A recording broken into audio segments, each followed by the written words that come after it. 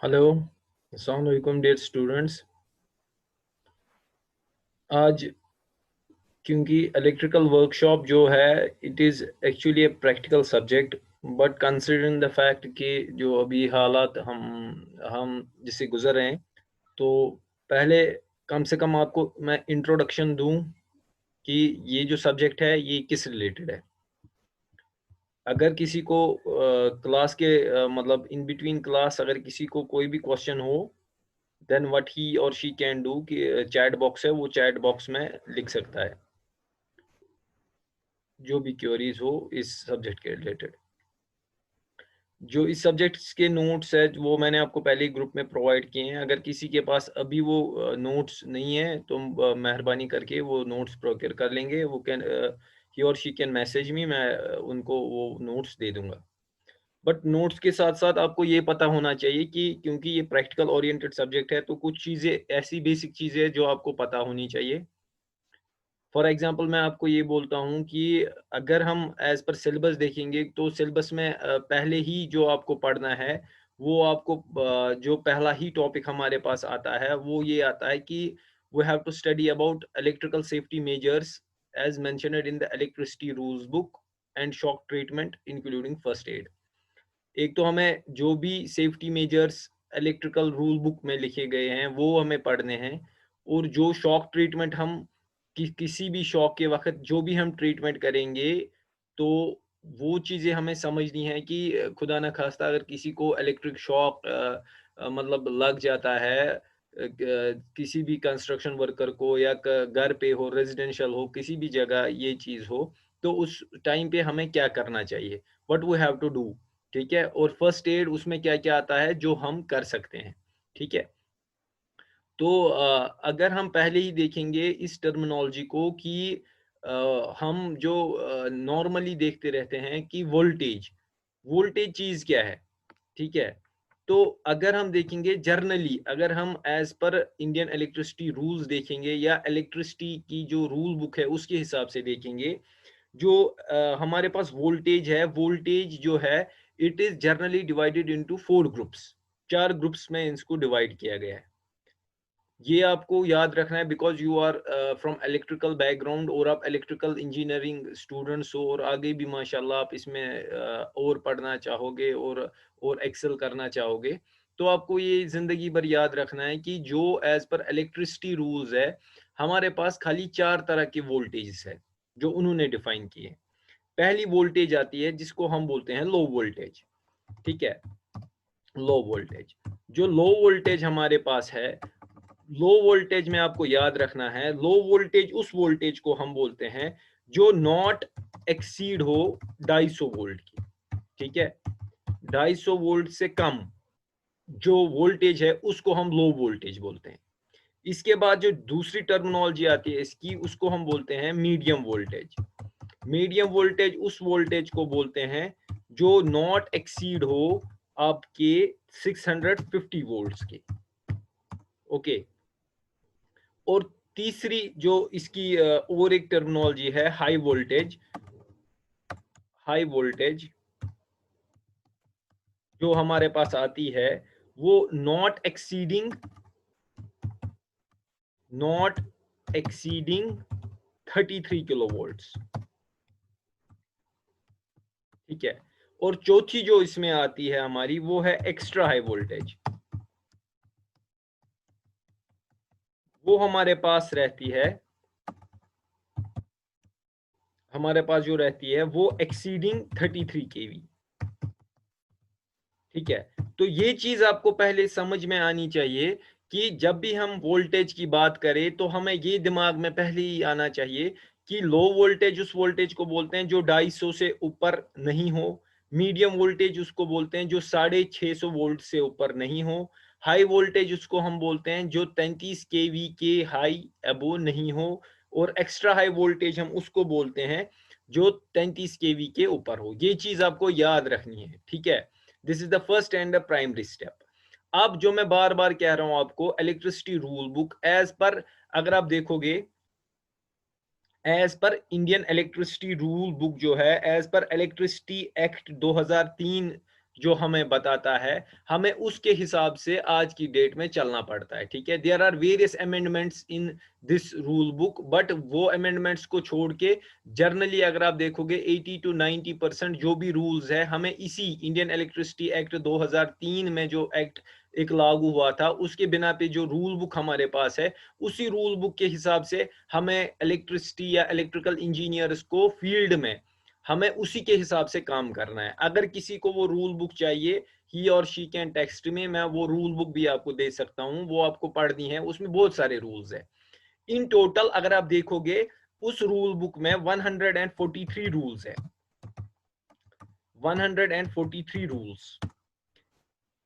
तो उन 143 रूल्स को जब आप पढ़ोगे एज एन इलेक्ट्रिकल इंजीनियर, कल आप इंशाल्लाह जेई बनोगे या कल आप दूसरे पोस्ट पे होगे, कंट्रैक्टर्स के साथ काम करेंगे, तो अगर आपको इन रूल्स का पता होगा तो 99% चांसेस ये है कि आपके जो भी आप फील्ड ओरिएंटेड काम करोगे आपको कोई भी परेशानी नहीं होगी, ठीक है। Because without knowing the rules you can not do anything, so rules are important. Knowing the rules, rules what you have to follow in the field, what you have to do, how you have to do, वो आपको इसी rule book से आपको मिल जाएगा, ठीक है। सारा कुछ उसमें मेंशन है।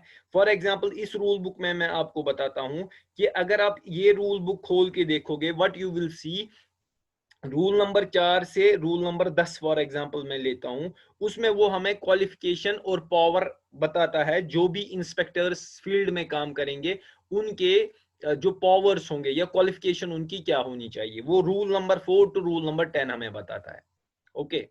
इसी तरह रूल नंबर 11 से रूल नंबर 28 तक हमें ये बताता है कि कौन सा प्रोसीजर है, क्या क्या प्रोसीजर्स है लाइसेंस ऑब्टेन करने के। बट जो हमें आज की डेट में पढ़ना है वो हमें पढ़ना है rule number 29 to rule number 46।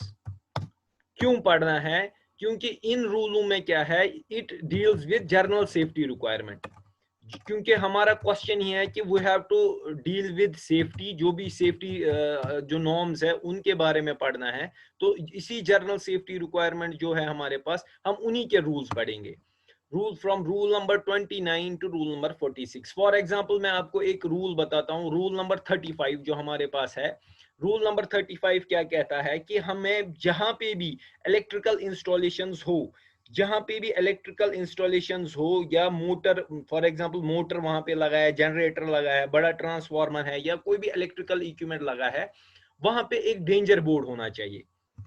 Rule number 25 बताता है, हम रूल नंबर 25 हमें ये बताता है, सॉरी 35, रूल नंबर 35 हमें ये बताता है कि जहां पे भी कोई भी इलेक्ट्रिकल इक्विपमेंट लगा हो वहां पे हमारे पास क्या होना चाहिए कि एक डेंजर बोर्ड लगा होना चाहिए on the basis of IS 2551 specification के हिसाब से वहां पे एक डेंजर बोर्ड लगा होना चाहिए। अगर आप नॉर्मली देखोगे कि आप जब भी घरों से निकलते हैं और आप डिस्ट्रीब्यूशन ट्रांसफार्मर देखते हैं तो आपने देखा होगा वहां पे एक डेंजर बोर्ड लगा ही लगा रहता है। अगर किसी जगह नहीं है तो उसका मतलब ये हुआ कि उस एरिया के जो इंस्पेक्टर होंगे, उस एरिया के जो जेईज होंगे, वो इन चीजों से अवेयर नहीं है। Because once you are aware of the rules you will definitely follow those rules, ठीक है। तो ये चीज वहां पे होनी ही होनी चाहिए। हो गया ये। इसी तरह अगर हम दूसरे जो इसके हमारे पास, जैसे पहले मैं आपको ये बताता हूं कि ये तो मैंने थोड़ा इलेक्ट्रिसिटी रूल्स के बारे में आपको बता दिया। पहली बात जो है जो हमारे टॉपिक में आती है कि जो इलेक्ट्रिकल, क्योंकि हमें सेफ्टी मेजर पढ़ने हैं तो हमें ये पता होना चाहिए कि मेजर कॉज ऑफ एक्सीडेंट्स क्या होते हैं। Accidents in case of electrical, जिनको हम इलेक्ट्रिकल एक्सीडेंट्स के नाम नाम से पुकारते हैं। पहले ही जो एक्सीडेंट नॉर्मली अगर हम देखेंगे वो क्यों होता है, that is mainly due to operation of high voltage equipments without proper safety measures. हम क्या करते हैं कि कोई भी हाई वोल्टेज इक्विपमेंट यूज करते हैं, उसमें हम सेफ्टी मेजर यूज नहीं करते हैं, ठीक है। तो उस बिना से इलेक्ट्रिकल एक्सीडेंट्स हो सकते हैं, ठीक है। या इम्प्रॉपर इलेक्ट्रिकल कनेक्शंस हम दे सकते हैं। अगर हमने किसी जगह इम्प्रॉपर इलेक्ट्रिकल कनेक्शन दे दिया तो उससे क्या हो सकता है, एक इलेक्ट्रिकल एक्सीडेंट हो सकता है, ठीक है। We can get a shock और the person who is working on that machine और on that equipment will surely get an electrical shock if there is an improper electrical connection, ठीक है। या we are working on live line without proper protective precautions. For example अभी electricity चल रही है तो मैं क्या कर रहा हूँ, व्हाट आई एम डीलिंग, मैं हाथ से ही कोई तार वायर जॉइंट कर रहा हूँ। तो मुझे पता ही है दैट इफ इलेक्ट्रिसिटी अगर आ जाएगी, रिज्यूम वापस हो जाएगी, देन व्हाट विल हैपन कि मुझे शॉक लग सकता है। सो वो चीज हम कर सकते हैं, अगर हमने उसमें सावधानी नहीं बरती तो इलेक्ट्रिकल एक्सीडेंट हो सकता है।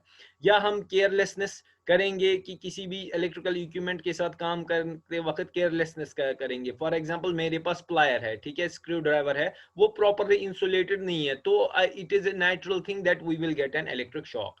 अब बहुत सारे जो बच्चे हैं या बहुत सारे बड़े हैं जिनको ये चीज पता नहीं है, कि वो कहते हैं यार इलेक्ट्रिकल शॉक ये तो मतलब चलो जी शॉक आ गया तो कोई बात नहीं है। रिमेंबर वंस फॉर ऑल कि जो इलेक्ट्रिकल शॉक है इन केस ऑफ डीसी, अगर हाई वहां पे मतलब अगर आप ये देखोगे डीसी अगर हमारे पास है और एसी है, इन case of AC high voltage पे अगर आप देखोगे यू मे गेट वो कहते हैं ना ब्रीथर फ्रॉम दैट शॉक, कि आप बच सकते हो। But in case of DC if you are working on high voltage and high current, there are various, for example I will say कि वहां पे कोई भी चांस नहीं है बचने का।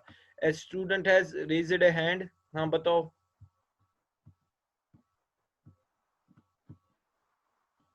ठीक है, तो इसमें क्या है कि अगर अब हम ये देखेंगे कि अब हम ये पढ़ाई क्यों कर रहे हैं, पहले हमें इसके इफेक्ट्स देखने होंगे। जो ये इलेक्ट्रिक शॉक है इसका इफेक्ट क्या है।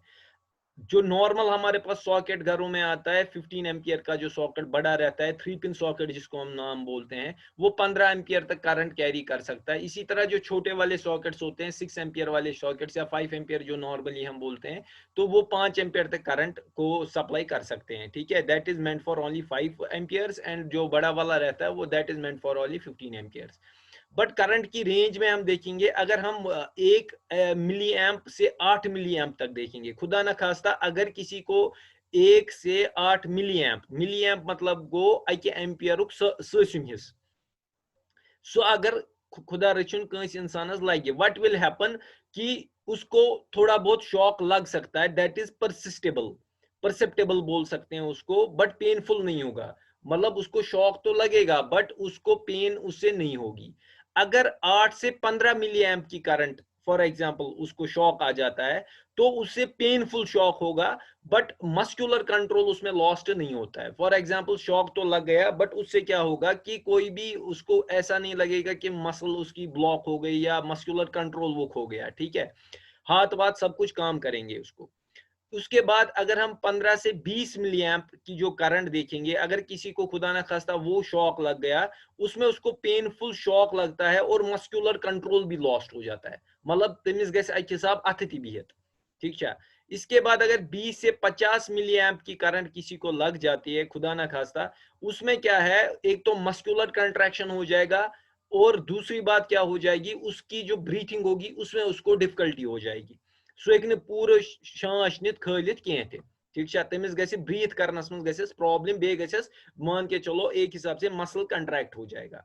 अगर अब 50 से 100 मिली एम्प की करंट किसी को लग जाती है खुदा ना खास्ता, तो उससे क्या होगा, उसका जो हार्ट है वो काम करने से मतलब वो बिल्कुल स्टॉप हो सकता है, वो काम करना बंद कर देगा, और उसकी वजह से इंस्टेंटिवस डेथ इज पॉसिबल, मतलब उस खुदा ना खास्ता उस इंसान को वहीं पे डेथ होने का खतरा रहता है। ये खाली 50 से 100 मिली एम्प्स की मैं बात कर रहा हूं, मींस 1/10 ऑफ एन एम्पियर। अगर 1/10 ऑफ एन एम्पियर किसी को करंट लग जाती है, तो हाँ मैं करता हूं रिपीट, अगर खुदा ना खास्ता किसी खुदा ना खास्ता किसी भी इंसान को जो ये शॉक लग जाएगा फ्रॉम 50 टू 100 मिली एम्प, तो उससे क्या हो सकता है, उसकी इंस्टेंटेनियस डेथ हो सकती है, वहीं पे वो खुदा ना खास्ता मर सकता है। अब जो मैंने एसी और डीसी में कहा, क्योंकि आपको पता है अगर हम एसी हाई वोल्टेज पे जाते हैं, तो ये आपको पता होगा एसी में हमारे पास 2 साइकिल होते हैं। जब भी हम एसी की बात करते हैं, there is a normally a frequency of 50 hertz, 50 hertz frequency AC आसान, तमिक मतलब गो अकिस सेकंडस मज 50 लटि बंद ती यला गसान, बंद ती यला गसान, बंद ती यला गसान, ठीक है। बट जो वो टाइमिंग रहती है जिसमें ये ऑन या ऑफ होता है, there is a delay, there is a delay between on and off, वो बहुत ही माइक्रो सेकंड्स का डिले रहता है। बट उसमें हमारे पास चांसेस ये रहता है कि अस हेको तमि शॉक मंज नीदित, खुदा रचिन युथुय ति कांसे एसी करंट लगान सु तमिस जन धक्के दिवान ओरे कि सु पथ चलान। व्हाट हैपन्स एक्चुअली वो खुद पीछे नहीं भाग जाता है, क्योंकि साइकिल चेंज होते रहते हैं, तो उससे क्या होता है कि वो ऑटोमेटिकली जैसे उसको शॉक से वो बाहर आ जाता है। But in case of DC, when you will deal with DC at high voltages, तो उसमें क्या होता है, डीसी की फ्रीक्वेंसी 0 होती है, so there is no cycle repetition या साइकिल चेंजिंग हम जिसको बोलेंगे, there is no cycle change. And hence क्या हो जाता है कि तमिश कुनसी फ्लोस मंज कि ये गसान काम कि तमिस सु करंट यल त्रावान, सु शॉक तमिस यल त्रावान कह, तमिस ज्यादा खतरा आसान तम निश कि सो हे तमी सात तमिस इंस्टेंटेनियस डेथ ते गसित, क्या सु त्रावस नहीं यल कह। इसीलिए ये बोला जाता है डीसी अगर हाई वोल्टेज पे हाई करंट तेल इंसान हेक बचित कह। So DC is more harmful than AC at high voltage. At low voltage ये असर करान कह। फॉर एग्जांपल बैटरी चार्जर हमारे पास रहता है 5 वोल्ट का रहता है, अगर सु मतलब बचपनस मज पिन थवान अस करंट लगान क्या मामूली शॉक लगान। So it is not harmful at low voltages, but it is very very harmful at high voltages। ये चीज आपको याद रखना है। तो इन चीजों से हम शुरुआत करते हैं कि जो हमारे पास इलेक्ट्रिक सेफ्टी मेजर्स है वो हमें पढ़ने हैं कि कौन कौन से सेफ्टी मेजर है। जैसे मैंने आपको पहले ही बताया कि इंडियन इलेक्ट्रिसिटी रूल्स हमें पढ़ने ही पढ़ने हैं, तो उन रूल्स के बिना पर ही हम आगे जाके जब हम आगे माशाल्लाह किसी जगह कंपनी में काम करेंगे, तो हमें वो चीज इंश्योर करने हैं कि वहां पे वो चीजें लगी हो या उसी हिसाब से काम हो रहा हो। This is all on the basis of Indian electricity act 2003। तो पहला रूल जैसे मैंने आपको बताया, rule number 29 to rule number 46 जो हमें डिफाइन करता है, दोनों हमें डील करते हैं इन रूल नंबर 25 टू 46 जो रूल है, ये जनरल सेफ्टी और requirement, sorry rule number 29 to 46 जो है वो हमें डील करता है विद जनरल सेफ्टी, जो हमारे पास जनरल सेफ्टी रखनी पड़ेगी ड्यूरिंग इंस्टॉलेशन या कमीशनिंग हो या भी जो भी इलेक्ट्रिसिटी रिलेटेड चीजें हैं उनमें। जैसे रूल नंबर 29 जो मैं पहला ले रहा हूं, इसमें इसमें ये बताता है कि all electric supply lines and equipments should have a standard size and enough mechanical strength. Its construction, installation, protection and function should be as per the Indian standard। मतलब जो भी हम इलेक्ट्रिकल सप्लाई लाइंस लगाएंगे या बिछाएंगे या equipments जो होंगे, वो स्टैंडर्ड पहले ही इलेक्ट्रिक लाइन जो हमारे पास वो स्टैंडर्ड साइज की होनी चाहिए। जैसे घरों में हम नॉर्मली एक हीटर यूज करते हैं, हमें पता है कि हीटर हम जो नॉर्मली हमारे पास 1.5 mm की तार आती है, हम नॉर्मली हीटर में वो यूज नहीं करते, ठीक है, क्यों, हमें पता है वो जल जाएगी। सो लाइक दैट कि हम जब भी कोई भी तार यूज करेंगे, एचटी के लिए हाई टेंशन के लिए अलग तार डिफाइन गई है, लो वोल्टेजेस के लिए अलग तार डिफाइन की गई है, मीडियम वोल्टेजेस के लिए अलग तार डिफाइन की गई है, हाई वोल्टेज के लिए अलग तार डिफाइन की गई है, एक्स्ट्रा हाई वोल्टेज के लिए अलग तार डिफाइन की गई है। सो हमें उसी के हिसाब से ये भी देखना है फील्ड में कि अगर तार लगी है, क्या ये तार उतना जो भी इस पे लोड हम डाल रहे हैं वो ये सहन कर पाएगी कि नहीं कर पाएगी, इसमें एनफ मैकेनिकल स्ट्रेंथ है कि नहीं है। और ये जो इसकी कंस्ट्रक्शन है, जैसे इसकी इंस्टॉलेशन या कंस्ट्रक्शन जो की है, जैसे हमने इसको पोल पे चढ़ाया है, ठीक है, ये प्रॉपरली पोल पे उस हिसाब से मतलब एज पर द रूल्स वहां पे इंस्टॉल की गई है कि नहीं की गई है, इसको प्रोटेक्शन प्रॉपरली हमने दी है कि नहीं दी है, वो हमें एज पर इंडियन स्टैंडर्ड्स ही देखना पड़ेगा। ये रूल नंबर 29 हमें कहता है कि as a safety precautionary measure हमें पहले ये देखना है कि जो भी हमने तार इंस्टॉल की है, जो भी हमने चीजें लगाई है, ये उस हिसाब से लगी है कि नहीं लगी है। जैसे प्रोटेक्शन के लिए इसके मतलब इंसुलेशन है कि नहीं है, जैसे अगर मैंने पोल पे ये इंस्टॉल किया तो ये इंसुलेटर पे प्रॉपरली फिक्स की गई है कि नहीं की गई है। इसका जो सैग है, जैसे सैग हम बोलते हैं युस थोड़ा बहुत सैग दपान कशिर पे बुझू तुम यथ दपान यड कड़न, ये थोड़ा सो स्लाइट ये यड हिच तार कड़म, जो आपने नॉर्मली देखा होगा कि जो भी जो हमारे पास जो बड़े बड़े टॉवर्स रहते हैं, यूटिलिटी टॉवर्स, उनमें वो सैग ज्यादातर रहता है। तो सैग यह छुन आसान कि तार छे डज तत आसान, बट यह सैग यहां थवन so that it will protect from winds, wind होगा या कोई भी और एक्सटर्नल एजेंट फैक्टर होगा, वो उससे बच सकता है। न अगर तार थो खींच दोनवनी एंडो, व्हाट कैन हैपन कि अगर खुदा रचन हवा यी ज्यादा, विंड स्पीड आए ज्यादा, तम इन दोनवे पोल इन तम, मतलब जो भी बड़े टॉवर्स होंगे, ट्यूबुलर टॉवर्स या एंगल बेस्ड टॉवर्स तम हेकन दोनवे वस पे, सो सैग थवन। यह सैग तुह वुचन पान कि यह सैग सही कि ना। तो इसके बाद हमें जो दूसरा स्टेप इसमें बोलता है, रूल नंबर 30 जो बोलता है, equipment wiring fitting and service lines installed in consumer premises must be in safe condition. देखो हमें हमें ज्यादातर ये दिमाग में है कि अस पाई के इलेक्ट्रिसिटी जो जैसे लाइनमैन होता है तम सम हसा गर निब्र, ठीक है, तो या लाइन इंस्पेक्टर आम जो हम नॉर्मल देखते हैं कि अस थोमुत दिमागस मज कि तमिस तमिस निब्र, सान गर नबर तमिस लाइन शेहरन, तमिस कह चीज शेहरन, सह शेर सान गर निब्र। बट अगर हम रूल नंबर 30 देखेंगे, ये है कि equipments wires fitting and service line installed in consumer premises must be in safe condition. ये उसकी भी रेस्पॉन्सिबिलिटी बनती है कि वो हमारे, even there is a periodical check, जो हम नीचे और रूल्स में पढ़ेंगे, there is a periodical inspection of your homes as well. So ये तुहन घर चेक करने, तम तुहन घर खाली बिल त्रावन यून कह, तमिस यह वुचन कि अगर कह लोड तुलान, फॉर एग्जाम्पल आपको कोई भी लोड घर में है, आप प्रॉपर तार उसके लिए वायर यूज कर रहे हो कि नहीं कर रहे हो, बिकॉज खुदा न खास्ता कल कोई इलेक्ट्रिक शॉक हो गया, कल कोई प्रॉब्लम हो गई, एक नॉर्मल लेमैन बेचारा जिसको पता नहीं है कि मतलब हाई टेंशन क्या गो, लो टेंशन क्या गो, हाई वोल्टेज क्या गो, लो वोल्टेज क्या गो, तमिस बेचारस पाई बस वायर कर कम मूजूब यूज। सो अगर लाइनमैन आता है, वो पीरियोडिक चेक करता है, वो आपको बताएगा नहीं जी आपने जो इस ब्लोवर में वायर यूज किया ये सही नहीं है, आप चेंज कर लो, आपने जो इंस्टॉलेशन फिटिंग में की है, आप जो वायर्स यूज की है वो चेंज कर लो, ठीक है। ये रूल नंबर 30 हमें कहता है कि जो भी कस्टमर प्रेमिसेस, कंज्यूमर हम हो गए या कस्टमर हमें आप बोलो, जो भी वहां पे फिटिंग्स हो, वायर्स है, वो हमेशा सेफ कंडीशंस में होनी चाहिए। ऐसे नहीं कि उथल पुथल में हमने तारे लगा दी है सो दैट कल खुदा ना खास्ता कोई हादसा हो जाए।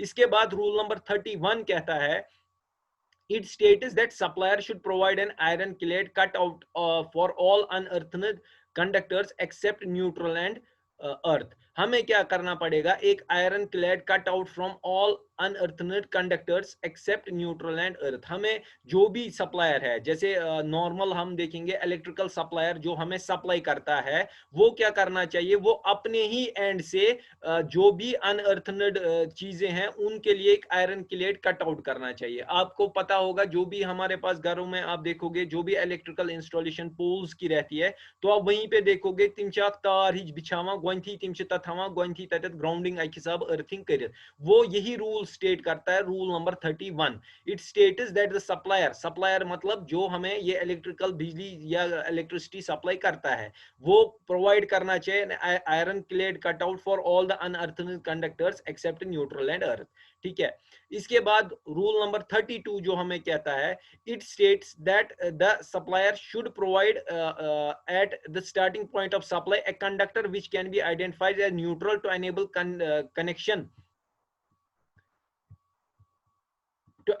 connection with consumer earth system. No other switch link or fuse to be used in neutral except it forms a part of multi-pole switch capable of cutting entire supply। ये हमें बताता है कि अगर हमारे पास एक न्यूट्रल कनेक्शन है, तो अगर हमारे पास न्यूट्रल कनेक्शन जो हमारे पास पोल से आता है, जो कंज्यूमर का अर्थ सिस्टम होगा, जो कंज्यूमरन युस अर्थिंग पिट आसे बनोमुत, सु गछि काम कि अस हसा करि योय सप्लायर करि प्रोवाइड कि तोतान दी ये बरोबर अस अक न्यूट्रल कनेक्शन युस अस अत कंज्यूमर अर्थ सिस्टम सहित करो कनेक्ट। क्यों? क्योंकि अर्थिंग सिस्टम देखो, नॉर्मली घरों में हमारे पास ये कंसेप्ट है, 99% of the household do not use an earthing pit, हमारे पास अर्थ पिट नहीं रहता है, ठीक है। बट ये होना चाहिए कि जो भी हमारे पास न्यूट्रल फेज या कोई भी मतलब न्यूट्रल फेज जो सप्लाई हमारे घरों में आती है, तो हमें उससे प्रोटेक्शन करने के लिए एक अर्थिंग पिट, जिसको हम नॉर्मली अर्थ पिट बोलते हैं, वो घरों में जो हमारे पास होना ही होना चाहिए। बट बदकिस्मती ये है हम अर्थिंग पिट यूज नहीं करते, तो इसलिए क्या होना चाहिए, जो भी न्यूट्रल कनेक्शन हमारे पास वहां से आएगा तो वो कंज्यूमर अर्थ सिस्टम के साथ कनेक्ट हुआ होना ही होना चाहिए, so that it can protect us from electric shocks. Okay, इसके बाद रूल नंबर 33 ये कहता है हमें, it states that the consumer using medium high voltages should provide his own earthing system with separate electric and maintain it carefully. ये कहता है कि अगर कोई भी कंज्यूमर जो मीडियम और हाई वोल्टेजेस पे काम कर रहा हो, जैसे मैंने आपको बताया अभी जो हम बात कर रहे थे, जिसमें मैंने आपको डेफिनेशन भी बताई कि मीडियम वोल्टेज 650 वोल्ट से कम होती है और हाई वोल्टेज 33 केवी से कम होती है। तो इन दोनों वोल्टेज जहां पे भी इसका उपयोग होगा, कोई भी कंज्यूमर ये यूज कर रहा होगा, वहां पे ये नेसेसरी और मैंडेटरी बन जाता है कि उसके पास अपना अर्थिंग सिस्टम होना ही होना चाहिए और उसकी मेंटेनेंस देखभाल होनी ही होनी चाहिए। ठीक है, इसके बाद रूल नंबर 34 हमारा ये कहता है कि it states that the bare conductor used in building should be inaccessible, that is it should not reach without the use of ladder, special isolation device must be there। कि ये rule ये दपान bear conductor को नंग तार use त कुन building मज आसि, इट शुड बी inaccessible, मतलब ये गस न एक्सेस आसन कह बच्चे गोस न तोर वातुन, कह बोड़ गोस न तोर वातुन कह, ये गस तिथ पट आसन कि ये गस हर कंस हिंद रीच दूर आसन।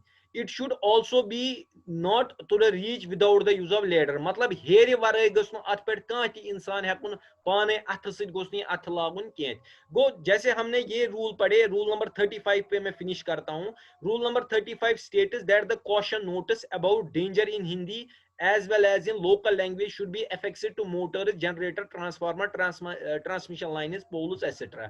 जैसे मैंने पहले भी बताया, रूल नंबर 5 दपान कि आपको डेंजर साइन बोर्ड यूज करने हैं जहां जहां पे भी आपका ट्रांसफार्मर लगा हो, बड़े जनरेटर लगे हों, बड़े इक्विपमेंट लगे हों, सो दैट जो वहां पे भी कोई भी बच्चा जाए, कोई भी बड़ा जाए, तो वहां पे जाके वो क्या करे, उसको पहले ही पता चले नहीं अगर मैं हाथ लगाता हूं तो यहाँ पे खतरा है। जब खतरे का निशान कोई भी बंदा देखता है, normal person when sees a danger sign, 1-2 second के लिए वो रुक जाता है, बिकॉज ही नोज कि इसका इफेक्ट क्या हो सकता है। ठीक है, हमारे पास क्योंकि 6 मिनट रह गए हैं ओनली फॉर दिस सेशन, तो अगर किसी को कुछ क्वेश्चंस है इसके रिलेटेड, वो चैट बॉक्स, या मैं उसको अनम्यूट कर सकता हूं, वो अपना हैंड रेज कर सकता है, या चैट बॉक्स में वो दे सकता है, मैं उसको अनम्यूट कर दूंगा। बट ये याद रखो आप कि जो भी इलेक्ट्रिसिटी रूल बुक हमें कहता है, अगर यही चीज, जैसे मैंने आपको ये वाले रूल्स बताए, अब ये देख लो, जैसे रूल नंबर 34 मैंने आपको बताया कि बियर कंडक्टर को आपको इन एसेसिबल कंडीशन में रखना है कि तत सो थवन कि तत लाग ना अथ कह। गो योतान तुम अमि रूलुक पाय आसो, जब तक आपको ये रूल पता न हो ये कुछ रूल दपान, ये कोई कॉमन सेंस नहीं है, ये कॉमन सेंस दपान कि हसा तार नंग तार यह गई दूर, यह गई अथस कह। But until and unless you as an electrical engineer does not know कि रूल बुक में ये कौन सा रूल फॉलो कर रहा है। कल की डेट में अगर आप जेई इंशाल्लाह बने, या कल आपकी कुछ भी काम इसी के रिलेटेड में, इसी फील्ड में जाओगे, तो किसी भी जगह अगर bare conductor within the reach of a person हो, तो वहां पे क्या हो सकता है, आप किसी को अगर बताओगे कि ये गुबरे ये नंग तार थमस ये खालता है, वो वहां से कह सकता है ये कौन सा रूल आप कह रहे हो, हम नहीं ऊपर चढ़ाएंगे। ठीक है, तो आप यहां से उसको मतलब यहां से उसको इंफॉर्मेशन दे सकते हो, नहीं जी जो हमें रूल बुक में रूल कहता है उस रूल के हिसाब से आपको ये ऊपर चढ़ानी ही चढ़ानी होगी। या अगर आप किसी भी जगह ट्रांसफार्मर देखोगे वहां पे डेंजर बोर्ड नहीं लगा होगा, कल की डेट में आप अपने ही मोहल्ले के जेई से बात कर सकते हो, दब से एज पर electricity book rule book rule number 5 दपान क्या डेंजर बोर्ड लगान। बट तब आप ये कंट्राडिक्ट कर सकते हो, तब आप उससे बात कर सकते हो जब आपको इन चीजों के बारे में पता हो। अगर पता नहीं होगा then you can not do anything, because आपके पास कुछ चीजों का पता ही, जब पता ही नहीं है कि यह रूल दपान ना सो दपे रूल दपान कुछ रूल पन दपान, तो ये चीज आपको पता ही पता होनी चाहिए एज एन इलेक्ट्रिकल इंजीनियर। सो मेरी ये नसीहत है कि अगर रूल बुक किसी को चाहिए, you should study the rule book in depth so that आपको नॉलेज मिले कि कौन सा रूल क्या कहता है, किस रूल से क्या करना है, कौन कौन से रूल से क्या होगा।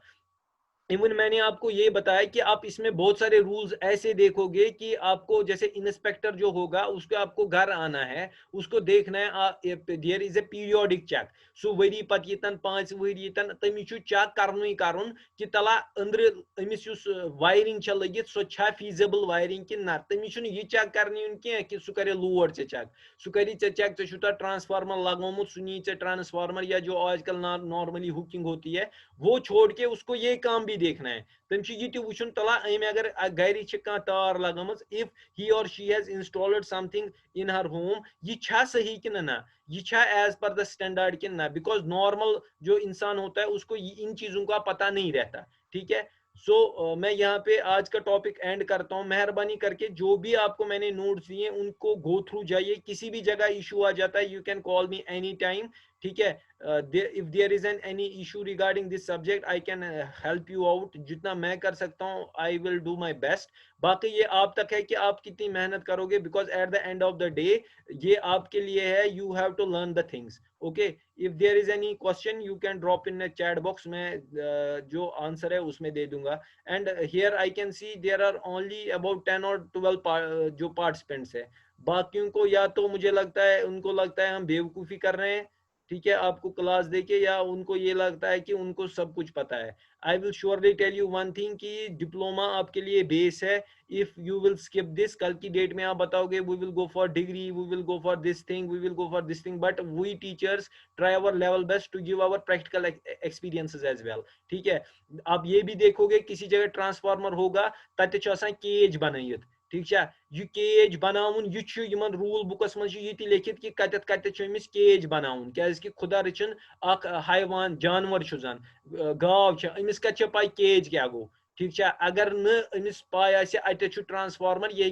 ट्रांसफार्मर नश तम शॉक लगित, so we have to make a cage over there. तथ खतर इंशाल्लाह नेक्स्ट क्लास बह दप तुम केज कत बनाउन कत बनाउन, यह कर बे प्रोटेक्ट केज वारियन चीजन निश।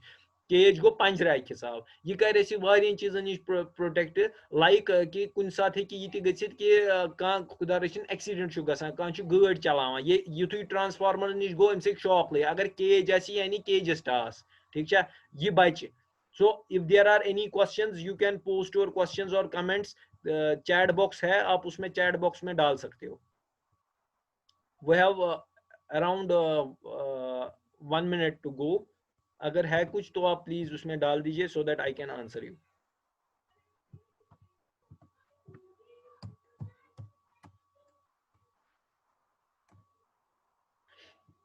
किसी को कोई क्वेरी है?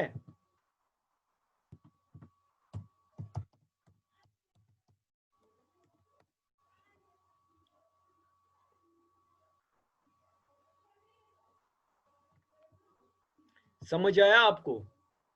एटलीस्ट ड्रॉप ए मैसेज कि समझ आया कि नहीं आया।